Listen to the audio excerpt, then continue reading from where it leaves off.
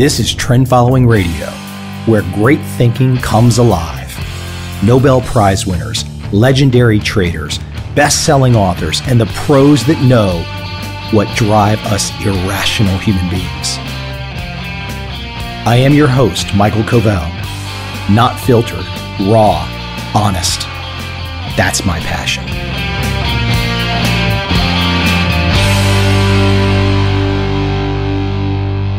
I think I'm having a breakdown. And my breakdown is about bubbles. Not market bubbles. Not some unforeseen, unexpected pop in the markets. No. My market bubble is all about idiots. I think I've had my share. I've had an absolute massive number of intellectually idiotic arguments cross my path in the last 3 or 4 days. I don't say that to be mean. I just say it to be factual. And most of these arguments start with logical fallacies. Not to get too academic, but what do I mean? Logical fallacies. Appeals to emotion. Trying to manipulate an emotional response in place of a valid or compelling argument.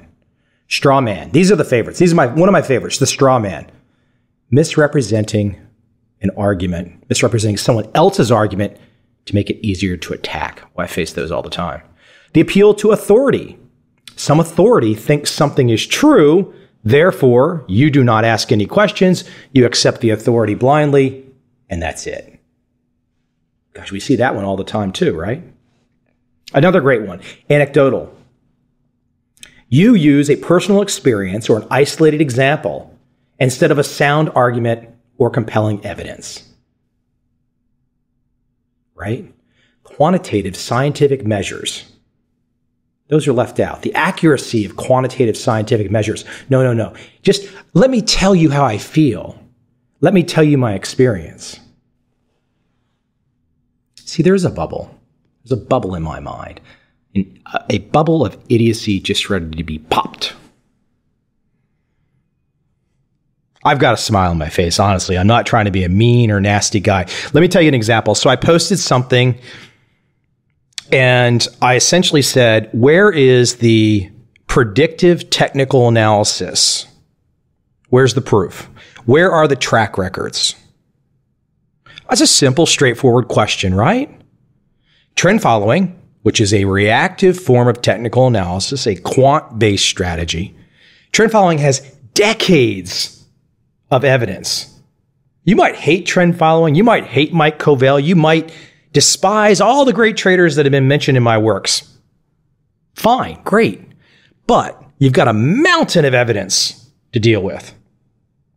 A ton of performance data that gives an idea of how these many traders across decades, across many different markets, across many different economic climates, both up and down, made money in the form of track records on file with the United States CFTC.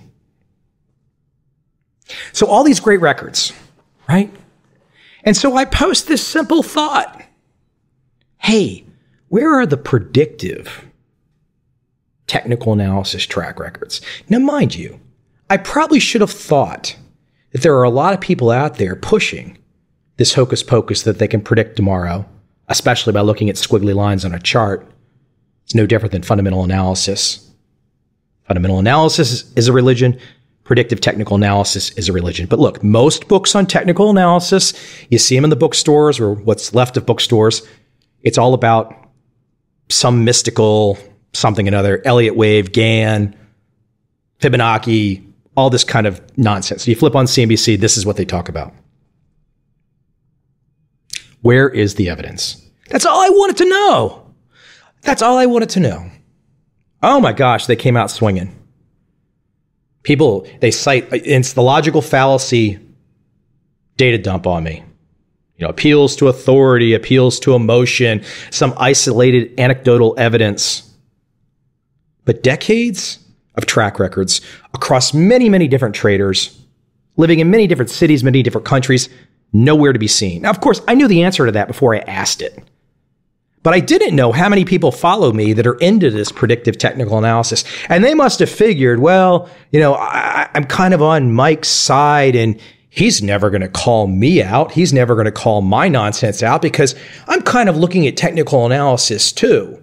No, sorry. If you were my mom and you were talking nonsense, I'd call you out. I'd call her out. I'm not in this to make friends with people with bad arguments. So, hey, we're friends, we sit down, we break bread, and then all of a sudden you start pushing some inane, nonsensical propaganda. And then you look at me and you say, hey, but we're friends. You're going to support me, right? No, I'm not, actually. I really am not. I'm going to rip the hell out of you. Yes, I'm going to. And some of these responses, they're classic, though. People they'd reach back into the Market Wizards book and they'd say, well, Paul Tudor Jones, he's an Elliott wave practitioner. Uh-huh. And your evidence for that is what? A mention in the Market Wizards book 25 years ago? And you're trying to tell me that's what Paul Tudor Jones does? No. Not accurate. I mean, this includes all these things like astrology, all these just crazy things that people have. Support and resistance. This is not the direction. Now, one guy, he came out and he told, this was the discussion about predictive technical analysis, and he interjected. He took the whole conversation in an entirely different direction. He told me that trend following was great because it fit with his religion. Oh my, I'm just, okay. And I obviously, I know where that's going to end before I start the conversation, but hey, I'll get in the middle. I will go down the path because I already know that whatever he's going to say, I can't invent in my own fictional mindset. He's going to say something nuts. I just know he's going to say something nuts by the very first few words out of his mouth. That trend following is great because it fits with his religion. And I point out and say, look, trend following doesn't care about your religion. Trend following is agnostic. If you're making the decision that you are going to have this great trading strategy and you're affixing it to some belief set like religion, you're in trouble. Wasn't that the great aspect of the Richard Dennis Turtle experiment? All those different personalities, different religions, all kinds of different stuff. But it was about the rules. Follow the rules. Now, there's nothing untoward about the rules of trend following. The rules of trend following, look, the markets are the markets. You can buy and you can sell. That's it. Now, if you happen to be following a religion that is counter to trend following, for example, I would probably say that you might be in the middle of some kind of odd cult, some type of odd something or other. But if your religion supports trend following, I think that's just as odd. You want to be objective about your trading. That's the whole point about this. Be objective. So I just saw all these crazy, crazy arguments back and forth. And once again, this makes me realize that we are in what I call a bubble of idiocy. People have they've dropped out. They've tuned out. People are just la la land. Look, one guy, as I was asking this question, where are the track records of the predictive technical analyst? Now, I don't know if this guy has ever read any of my stuff. I don't care if he does or not, but if he's going to participate in the conversation, at least appear coherent. And he came out and he posted, he goes, well, you don't know what you're talking about because you don't know what Bill Dunn and you don't know what Bill Dunn and David Harding are doing. No one does. Well, that's completely false. First off, for those that have done the investigation, you can look at the track records of Bill Dunn and David Harding. Second, you can go speak to the men. Third, you can look at what they've had to say. You can piece all this information together and you can draw certain conclusions, close enough conclusions. This is what I did over 4 books. So once again, if you think, for example, you can't know exactly what David Harding is doing or Bill Dunn is doing, I say go take a look at my books. You're going to know what they are doing to a very high degree of confidence. The whole trick is there really is no secret. I also posted something else on my site. Two other things I'm going to talk about. One was I said a simple statement. I said the phrase active trader can mean anything, which leaves it meaning nothing. Active trader. How many times do we hear this expression in modern investing trading parlance? I'm an active trader. I'm an active trader. If I hear someone tell me they're an active trader, I almost want that. I wish you would just refer to yourself as an active idiot instead. I'm an active trader. I'm active. I walk around the room. I'm active.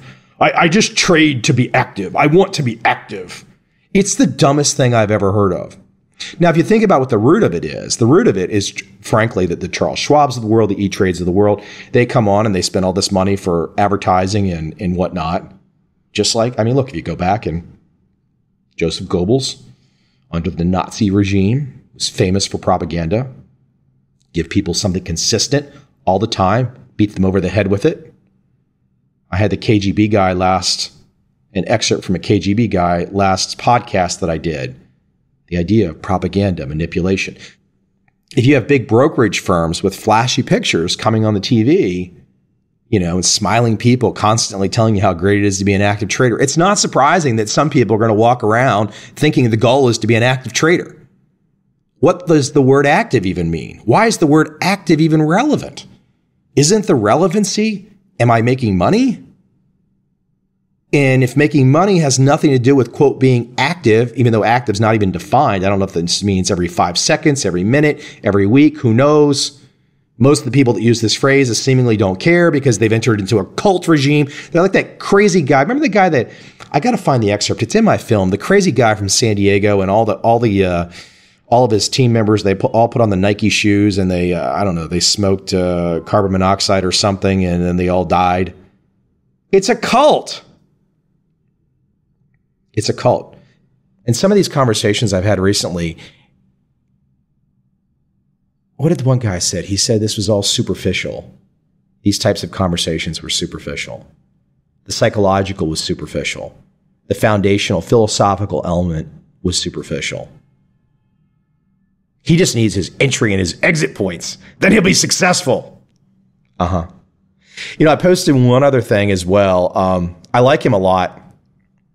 But I posted a comment from Mark Faber, and he has come out and said that we are due for a 1987-like crash in the second half of 2013. I like Mark. He has said some nice things about my books. I've had a chance to hear him in person on several occasions. He has one of the best speaking voices you can imagine. It's just fantastic, and it's even better in person. He also properly nails the Fed. The idea that the central planners have taken over. And whether that central planning will end up being good or bad, it's a whole different ballgame. Who knows for sure? But Mark makes a prediction that a crash is coming. Maybe he'll be right. Maybe he'll be wrong. And like I said, I like Mark, but it's a flip of a coin. I don't want to bet off that. I don't want to bet off his prediction. Even if he's right, I don't want to bet off it. Because there's a very good chance he'll be wrong. And so now you're into the land of what kind of trading system is this? What kind of trading system is it to only go on Mark's prediction or predictions? Is there a positive expectancy? Well, don't get me wrong. If Mark's right and you bet all your money on it in some way, make a fortune, you retire. Sure. What if he's wrong, though? What if you make that bet and he's wrong? Then you're out of business. You don't have any money.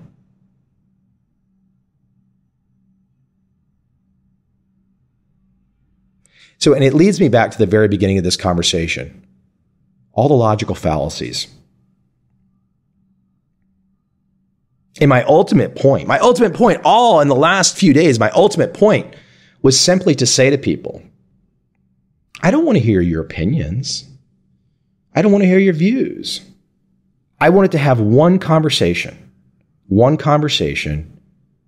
where I say on the left-hand side of the ledger are the track records of the trend following traders of the last 30, 40, 50 years. Many different traders, many walks of life, many have no association with each other, all trading in a very similar fashion, making and losing money often at the same months over decades. And all I wanted to see was not your view that predictive technical analysis works, not your view that you think it's great, not your view that you saw something on an interview and that validates your belief that predictive technical analysis works. No. I want to see the track records. That's it. I'm not being a mean guy here. I just want to see the track records. Just show me the track records. Don't give me every logical fallacy under the sun. Don't get mad that I call you out. Don't think that I'm not being your friend because I call you out. If you're upset because you're using an assortment of logical fallacies to make your arguments, if you're upset because I've put you into the corner and asked for something and you've responded with something else and I've come back to you and said, no, you didn't listen to the question. You gave me something else entirely different. You changed the subject. Now can you just give me the track records that I asked for? The predictive technical analysis track records. That's all I want to see. Now let me give a hint. They don't exist. They're not there. It's fantasy. The bookstores, Amazon are filled with the hocus pocus technical analysis of the predictive variety. It's hocus pocus. Now, I want to add something completely different right now because I'm kind of putting this conflict out there. I'm putting this conflict of reactive technical analysis on one side of the ledger and predictive technical analysis on the other side of the ledger. And I drew this distinction originally in my trend following book. I said, look, here's the distinction. And I said, where's the evidence? Okay, here's the evidence for the reactive technical analysis. And then here's the no evidence for the predictive technical analysis. And of course, as I've seen in the last 10 years, there's a whole army of people out there. Many of these people under the label of CMTs, which promotes a lot of this stuff. I'm sorry, guys. You guys are promoting a lot of stuff under this CMT umbrella that is nonsensical. You guys have got to clean this up and get rid of some of this predictive hocus pocus. I'm sorry. It's just not good stuff. So, but as I see this attempt without evidence for the predictive technical analysis, it made me think of a great little excerpt that I saw with Roger Waters speaking, the lead singer, songwriter of Pink Floyd.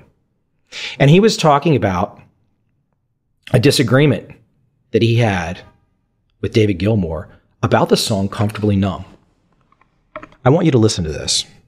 Yeah, well, you know, Dave and I, when we were in the south of France, where we did most of the recording of The Wall, we had a quite serious disagreement about the recording of Comfortably Numb, which was very much a team effort, because let's not forget, we were working as well with Bob Ezrin, who was co-producing the record with me and Dave. And when the multitracks went to New York, Dave and I didn't go with them. Neither did Ezrin. They went off and they arrived, and Michael Kamen then took them into a studio, and he wrote all those great charts for Comfortably Numb on his own, which is pretty extraordinary.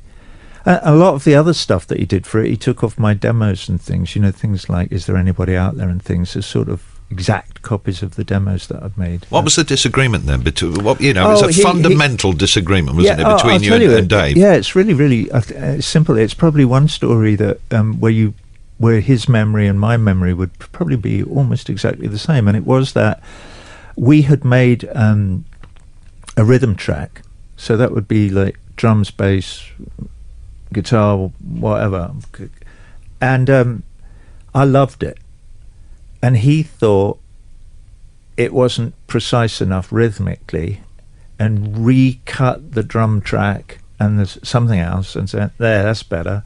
And I listened to it and I went, no, it's not. I hate that. And he went, oh, it's so that was all the disagreement was. And in the end, the track that is on the record is, you know, the first verse is from the version I liked, and the second verse is from the version he liked, and then there's a bit of chorus from my one and a bit of it. So we compromise. It was a negotiation and a compromise. But it was very fine margins, wasn't it, by the sound of it? No, margins of perfection. Yeah, neither he nor I would accept that. You know, it's a very strange thing when you're a musician and you work in these things. There are things that to a layman might seem like nothing, are really kind of glaring and jarring on the air. Though I did read that David said somewhere or other about that, telling the same story, and he has the same story as me because I've read it somewhere. He said probably if we listened to it now, we wouldn't be able to tell the difference. What you can see there by listening to Waters is there was not necessarily a right or a wrong answer. It was two sides with two opinions, and the collaboration worked. Each side could be respected. Each side had a reasonable, how should I say this? A reasonable case to make that they were right. So why do I play that? What's the relevance? The relevance is there is no reasonable case for predictive technical analysis. And go back to the logical fallacies that I was talking about. The idea of a straw man, the idea of an appeal to authority, anecdotal evidence. All I ask for is you predictive guys out there, put your cards on the table. Stop the squawking. Stop writing me all these emails. Stop making me all these posts. Just give me what I asked for. I just want to see the performance data. Where is the performance data? Don't tell me about the performance data either. Show me the performance data. And I'm talking the month-by-month stuff. The stuff that I can sink my teeth into, that I can see, that I can touch. That's what I want. Okay, I hope I've not seemed too aggressive, but I think sometimes aggressive is a little good. Kind of wake you up a little bit. I want to play something fun. I had to go back in the archives, and I've got to tell you, my archives are insane. I've got a tremendous amount of fun stuff that I have to figure out a way to slowly drip out into society, to figure out a way to, the capitalist in me, to make sure I can fund the future endeavors to expand this podcast to some long form radio eventually. Get some people on it that are better than me, better talkers. I'm just a fill-in host right now. I'm just here kind of like, you know, during the in-between times before we get some professionals. Kind of like somebody just, you know, hanging out in Saigon with a, you know, recorder, just trying to figure out how to pass the time. You know, it is. Tough life. Anyways, great excerpt I want to play. This is from a presentation that I did a few years back, and this was with Ed Sakota and Larry Height on stage in Chicago. And my guy Steve, he doesn't know this yet, but my guy Steve, who's my audio engineer, he's going to fix this clip up that I want to play and hopefully make it have much better sound than I'm sending him. So I'm going to let this play. Self-explanatory. This is actually me asking the question and Ed Sakota answering. You know, Ed, early on I've read that when you were involved with a brokerage firm, they got a little frustrated with you because you didn't recommend enough trades. Maybe that even spurred you along to kind of move to more of an independent show. How did that make you feel when they were asking you to recommend trades and you didn't have a recommendation? Talk about that experience and how that shifted your career. Well, when I first started working, I got a job at Merrill Lynch. And since I didn't know anything at all, they put me in charge of writing the recommendation letter. They figured it was a good way for me to learn. But I was a quick study, and they put me in charge of broilers and eggs. And I actually studied broilers and eggs and the settings and all that, worked out a model and all that stuff. And I came up with the idea that it would be a good time to stand aside because the market was going to move sideways and be very choppy, and there wasn't any prospect for much of a market, which now I consider arrogant because it was fundamental analysis. I was young. And so I wrote this report that says, don't trade it, stand aside. And the guy from Merrill, my boss, said, you can't write this. We're supposed to write things to motivate him to trade. So that was the first thing that made me feel sad and a little disgusted. I thought they were more interested in commissions than they were making money for their clients. So I thought, well, let's make some money for the clients and then commissions will follow. But they had more of a short-run viewpoint. And the second thing was they had a computer there. Now this is way back in early 70s, and they had a computer. And I said, I can put stuff on this computer. I can computerize all this trend following stuff and make you guys tons of money. But the guy that was running the computer, I had a turf war going on. He wouldn't let me touch the computer. So that was the second strike, so I quit. And then one of the vice presidents called me in his office and said, how come you're quitting? I said, well, the third reason is I've never seen you before.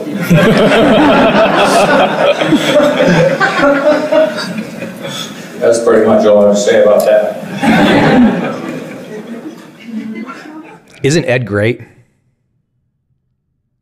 I mean, I'm not saying that kind of like in an ass kiss way. He makes me laugh every time I hear him talk. He just reduces things to this straightforward, hit you in the solar plexus, you got to accept it. He's talking about experiences that happened to him back in the early 1970s and how much has changed. How much has changed? Not much, huh? Not much.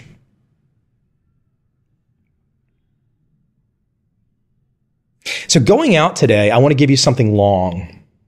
I want to give you a long excerpt that I heard on TED. It's a Chinese guy talking about one-party government in China. You might say, what does one-party government have to do with trading? What does one-party government in China have to do with trading? Well, what does critical thinking have to do with having a solid foundation, a solid philosophical foundation to be a successful trader? So instead of, and I think you'll see this in his presentation, he doesn't attempt to say that the one-party system in China is the be-all, end-all. He's not trying to say that everyone should be a socialist. He's not trying to say that democracy is the worst thing ever. He's simply pointing out that maybe if you look at the data, there's another way to look at it. There's another way to think about it. Now, I love presentations like this too, because I think if you listen to a presentation like this, you can't help but draw the conclusion the world is not linear. Future events won't be linear. There will be chaos. There will be unknowns. No one can predict what's going to happen. Even my predictive technical analysis friends that I've been ripping the blank out of for their, quote, idiot bubble. It's destined to pop. Destined to pop. But I love the critical thinking in this presentation. And as I said, I love all the more so that it paints a picture of a world in transition, of a world where things are going to happen in ways that we can't imagine, that we can't expect. And if that's the case, is your way of making money, is your way of protecting your money, is it rock solid? Does it have a way? Or are you one of the folks that have, said you've put your pajamas on, you've got in bed, and once again, Bernanke's tucked you in and given you a little peck on the cheek. I'll change that because I know some people are sickened by my example. Bernanke's tucked you in. So are you one of the Bernanke tuck-ins, or are you one of the people that says, you know what, I'm only on this planet for a limited amount of time. I want to have a fun time. I want to be able to travel. I want to be able to see places. I want to be able to see things. I want to meet new people, and I need some cash for this. And I can't trust the central planners to give me cash. And gosh help it, man, if you live in America these days, America is surely instituting an electronic prison. They don't want anyone to leave. They want all money to stay in. And they want to spread the wealth around with all kinds of government and Fed policies. Not much predictable in there.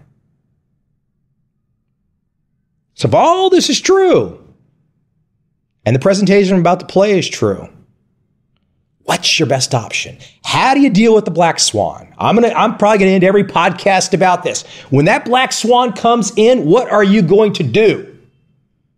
Flip on CNBC and watch Cramer going crazy when the swan lands?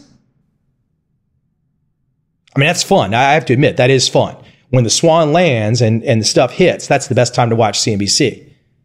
Because it's like watching adults, change their adult diapers on a minute-by-minute basis. It's awesome.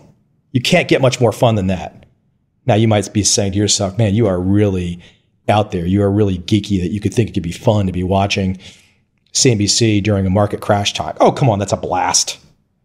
Because it's all propaganda to begin with.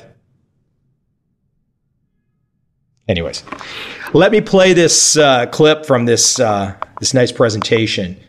I think this will get you thinking. And once again, as I always say on most of my podcasts, there's a thread here. I don't know if I can necessarily always describe that thread for you, but if you just think a little, not that you're not thinking, I know you're thinking, but if you just think about the thread, think about the chaos that I want to throw on the plate to get you thinking in new ways. That's my objective. Good morning. My name is Eric Lee, and I was born here. But nope, I wasn't born there. This was where I was born. Shanghai at the height of the Cultural Revolution. My grandmother tells me that she heard the sound of gunfire along with my first cries. When I was growing up, I was told a story that explained all I ever needed to know about humanity. It went like this. All human societies develop in linear progression, beginning with primitive society, then slave society, feudalism, capitalism, socialism, and finally, guess where we end up? Communism! Sooner or later, all of humanity, regardless of culture, language, nationality, will arrive at this final stage of political and social development. The entire world's peoples be unified in this paradise on earth and live happily ever after. But before we get there, we're engaged in a struggle between good and evil. The good of socialism against the evil of capitalism, and the good shall triumph. That, of course, was the meta-narrative distilled from the theories of Karl Marx, and the Chinese bought it. We were taught that grand story day in and day out. It became part of us, and we believed in it. The story was a bestseller. About 1/3 of the entire world's population lived under that meta-narrative. Then the world changed overnight. As for me, disillusioned by the failed religion of my youth, I went to America and became a Berkeley hippie. Now, as I was coming of age, something else happened. As if one big story wasn't enough, I was told another one. This one was just as grand. It also claims that all human societies develop in linear progression towards a singular end. This one went as follows. All societies, regardless of culture, be it Christian, Muslim, Confucian, must progress from traditional societies in which groups are the basic units to modern societies in which atomized individuals are the sovereign units. And all these individuals are by definition rational. And they all want one thing, the vote. Because they're all rational, once given the vote, they produce good government and live happily ever after. Paradise on earth again. Sooner or later, electoral democracy will be the only political system for all countries and all peoples, with a free market to make them all rich. But before we get there, we're engaged in a struggle between good and evil. The good belongs to those who are democracies and are charged with the mission of spreading it around the globe, sometimes by force, against the evil of those who do not hold elections. A new world order, ending tyranny in our world. A single standard for all who would hold power. Now,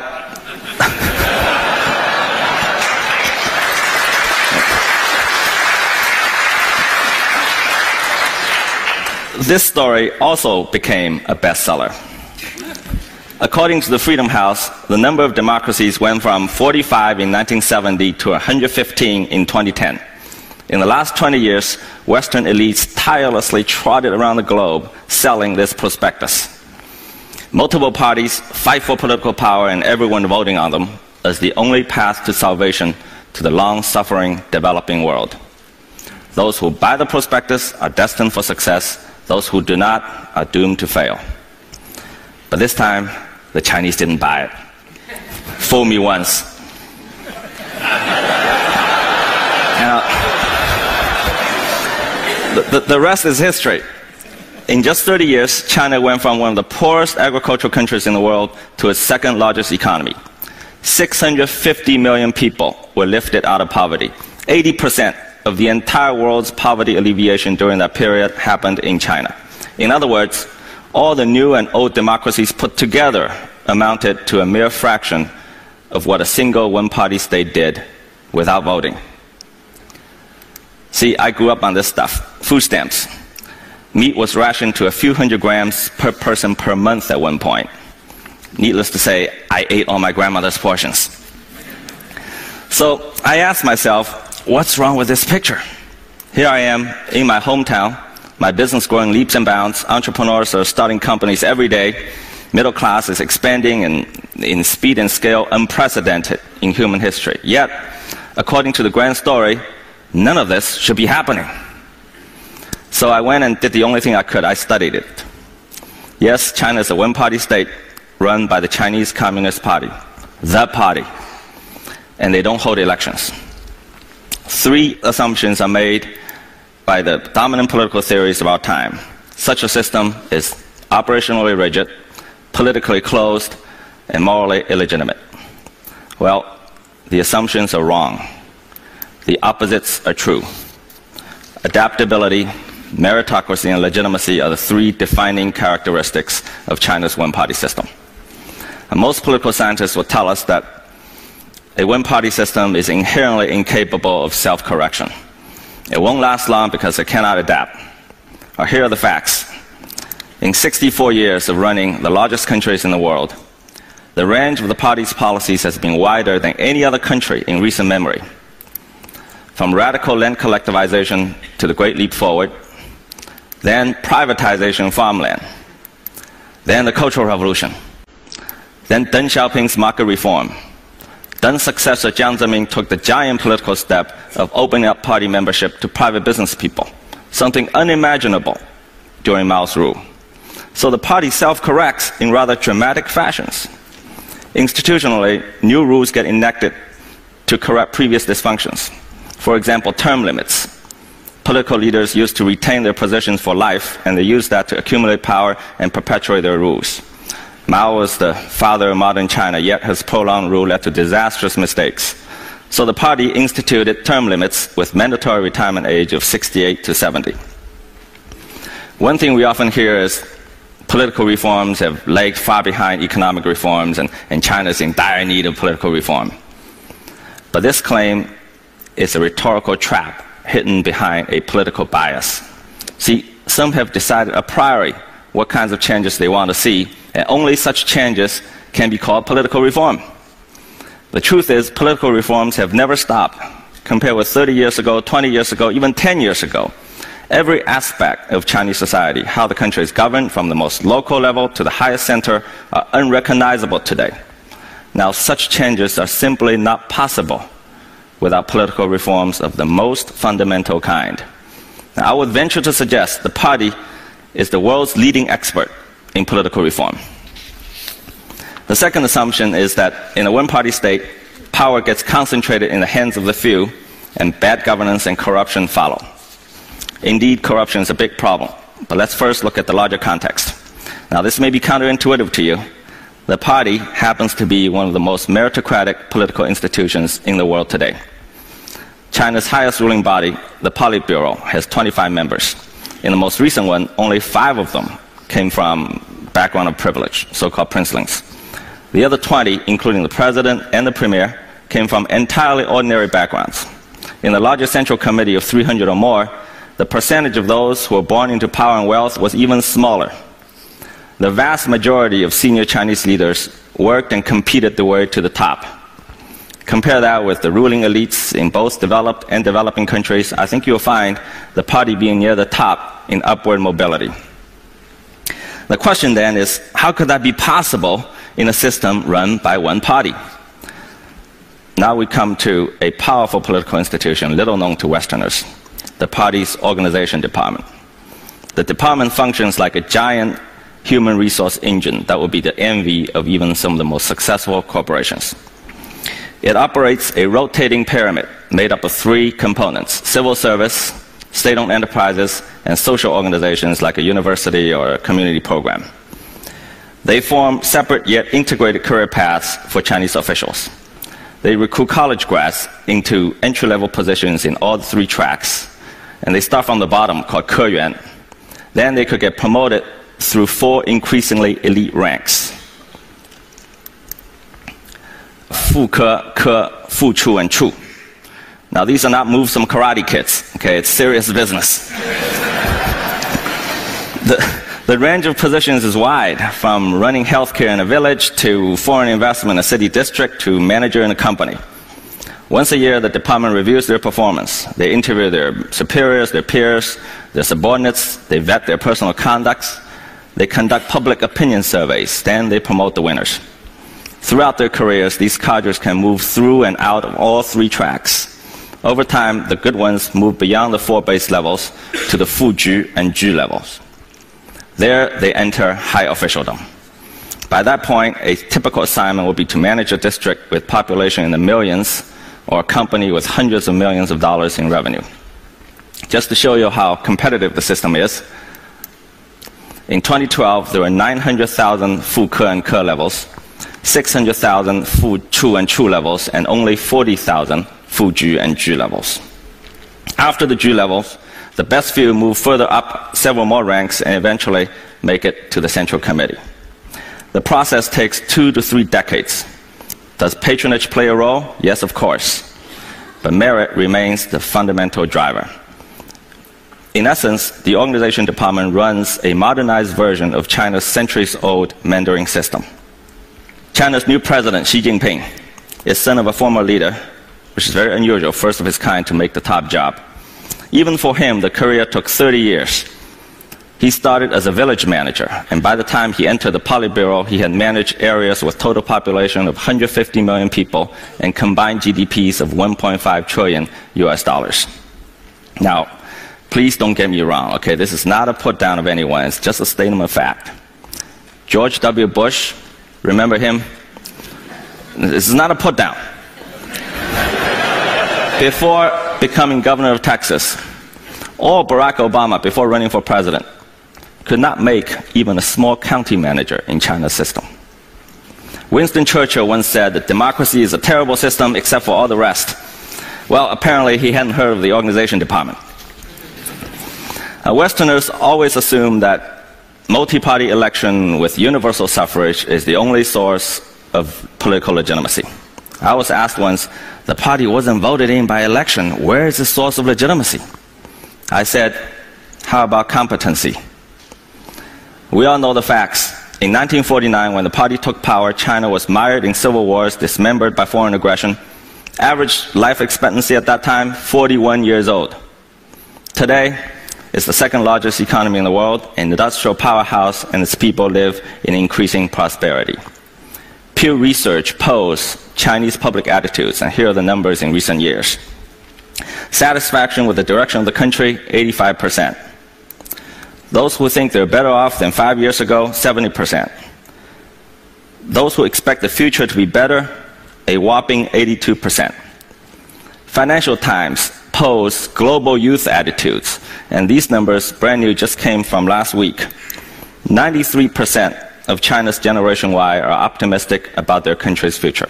Now, if this is not legitimacy, I'm not sure what is. In contrast, most electoral democracies around the world are suffering from dismal performance. I don't need to elaborate for this audience how dysfunctional it is from Washington to European capitals. With a few exceptions, the vast number of developing countries that have adopted electoral regimes are still suffering from poverty and civil strife.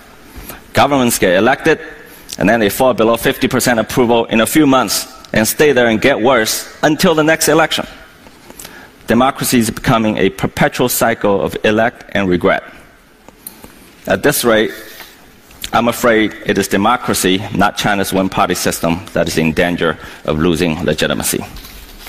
Now, I don't want to create the misimpression that China is hunky-dory on way to some kind of superpowerdom. The country faces enormous challenges. Social and economic problems that come with wrenching change like this are mind-boggling. Pollution is one, food safety, population issues. On the political front, the worst problem is corruption. Corruption is widespread and undermines the system and its moral legitimacy. But most analysts misdiagnose the disease. They say that corruption is a result of the one-party system, and therefore, in order to cure it, you have to do away with the entire system. But a more careful look would tell us otherwise. Transparency International ranks China between 70 and 80 in recent years among 170 countries, and it's been moving up. India, the largest democracy in the world, 94 and dropping. For the 100 or so countries that are ranked below China, more than half of them are electoral democracies. So if election is the panacea for corruption, how come these countries can't fix it? Now, I'm a venture capitalist. I make bets. It wouldn't be fair to end this talk without putting myself on the line and making some predictions. So here they are. In the next 10 years, China will surpass the US and become the largest economy in the world. Income per capita will be near the top of all developing countries. Corruption will be curbed, but not eliminated, and China will move up 10 to 20 notches to above 60 in TI ranking. Economic reform will accelerate, political reform will continue, and the one-party system will hold firm. We live in the dusk of an era. Meta-narratives that make universal claims failed us in the 20th century and are failing us in the 21st. Meta-narrative is the cancer that is killing democracy from the inside. Now, I want to clarify something. I'm not here to make an indictment of democracy. On the contrary, I think democracy contributed to the rise of the West and the creation of the modern world. It is the universal claim that many Western elites are making about their political system, the hubris that is at the heart of the West's current ills. If they would spend just a little less time on trying to force their way onto others and a little bit more on political reform at home, they might give their democracy a better chance. China's political model will never supplant electoral democracy because, unlike the latter, it doesn't pretend to be universal. It cannot be exploited. But that is the point precisely. The significance of China's example is not that it provides an alternative, but the demonstration that alternatives exist.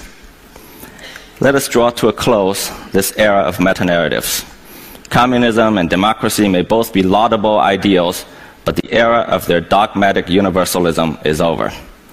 Let us stop telling people and our children there's only one way to govern ourselves in a singular future towards which all societies must evolve. It is wrong, it is irresponsible, and worst of all, it is boring. Let universality make way for plurality. Perhaps a more interesting age is upon us. Are we brave enough to welcome it? Thank you.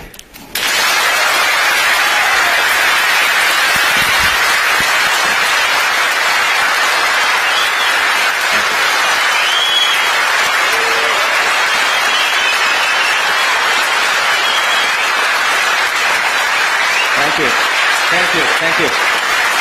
Thanks. Eric, stay with me for a couple of minutes because I want to ask you a couple of questions. Okay. I think many here and in general in Western countries would agree with your statement about analysis for democratic systems becoming dysfunctional, but at the same time, many would kind of find unsettling the thought that there is an unelected authority that without any form of oversight or consultation decides what the national interest is. What is the mechanism in the Chinese model that allows people to say, actually, the national interest as you defined it is wrong? You know, Frank Fukuyama, the political scientist, called the Chinese system responsive authoritarianism. It's not exactly right, but I think it comes close. So I know this, the largest public opinion survey company in China. Okay, do you know who their biggest client is? The Chinese government. Not just from the central government, the city government, provincial government, to the most local neighborhood districts. They conduct surveys all the time. Are you happy with the garbage collection? Are you happy with the general direction of the country? So there is, in China, there's a different kind of mechanism to be responsive to the demands and the thinking of the people. My point is, I think we should get unstuck from the thinking that there's only one political system, election, election, election, that could make it responsive. I'm not sure, actually, elections produce responsive government anymore in the world. One of the features... Many seem to agree. One of the features of a democratic system is a space for civil society to express itself. And you have shown figures about the support that the government and the authorities have in China, but then you've just mentioned other elements like big challenges, and there are of course a lot of other data that go in a different direction. Tens of thousands of unrest and protests and environmental protests, etc. So you seem to suggest that the Chinese model doesn't have a space outside of the party for civil society to express itself. There's a vibrant civil society in China, whether it's environment or what have you, but it's different. You wouldn't recognize it because by Western definition, a so-called civil society has to be separate or even in opposition to the political system. But that concept is alien for Chinese culture. For thousands of years, you have civil society, yet they are consistent and coherent and part of a political order. And I think it's a big cultural difference. Eric, thank you for sharing this with that. Thank you.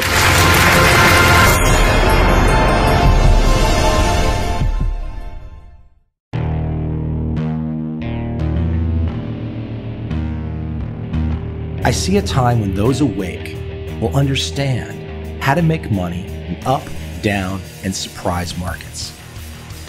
Whether new trader or experienced, college student or financial advisor, protecting against a crash or just trying to make a lot of money, trend following offers everyone an answer in uncertain times. To get started immediately, send me an email, michael@covel.com. I will send you the right trend following steps to take along with my free video. But if you want to buy and hold, trust the government and trust Wall Street, this is absolutely not for you.